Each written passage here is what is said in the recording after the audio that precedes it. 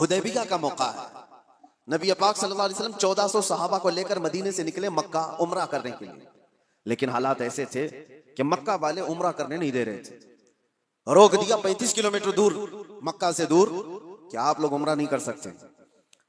और जंग करने पर तुले हुए थे मक्का वाले, उस वक्त थोड़ा ताकत में थे।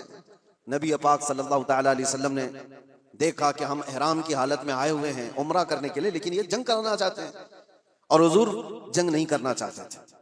तो मक्का वालों के सामने आपने सुलह की तदबीर रखी कि हम आपस में समझौता कर लेते, सुलह कर लेते।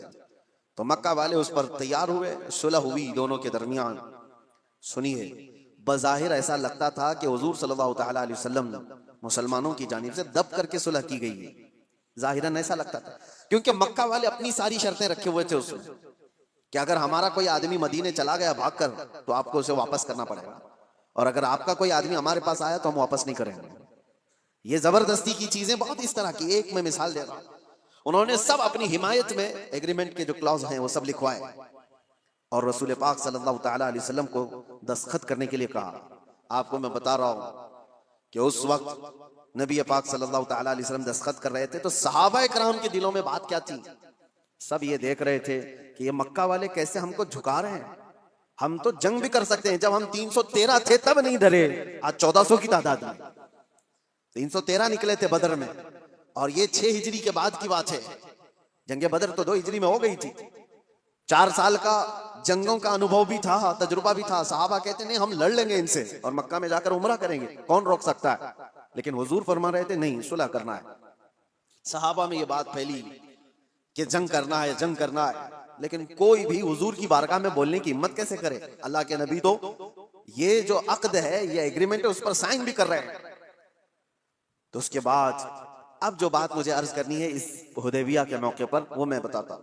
हजरत उमर सहाबा के पास जा करके कह रहे थे कि चलो बोलते हैं रसूलुल्लाह की बारगाह में कि आप जंग की इजाजत दें हमें, हम इनके पर खच्चे उड़ा देंगे, इनके साथ ऐसी जंग करेंगे कि ये हमेशा याद रखेंगे कि अल्लाह के घर से हमको रोका है, आज हम ताकत में।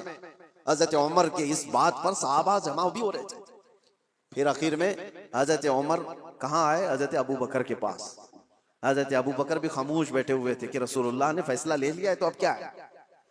सहाबा नाफरमानी नहीं कर रहे थे, बल्कि वो इंतजार कर रहे थे शायद वही आ जाएगी और हुक्म बदल जाएगा, अल्लाह की तरफ से कोई हुक्म आ जाए कि जंग करो, हम करेंगे।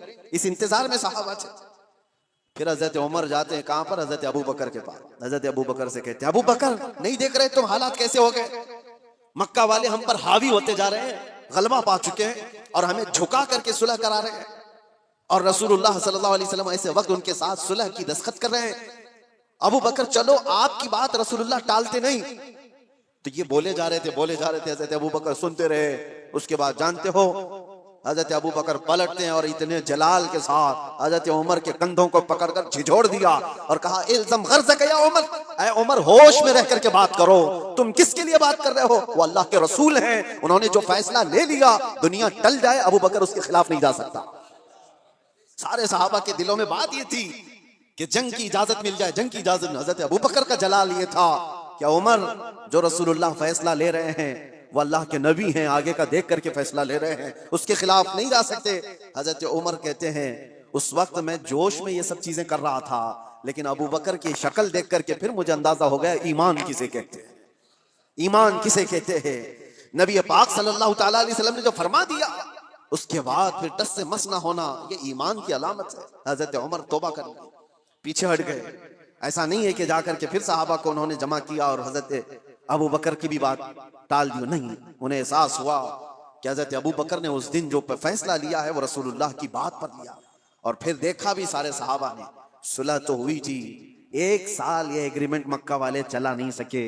दूसरे साल मेरे आका सल्लल्लाहु ताला अलैहि वसल्लम 10,000 सहाबा को लेकर मक्का तशरीफ लाए थे और बगैर जंगो जदाल और कत्ल क़िताल के मक्का फतह हो चुका था।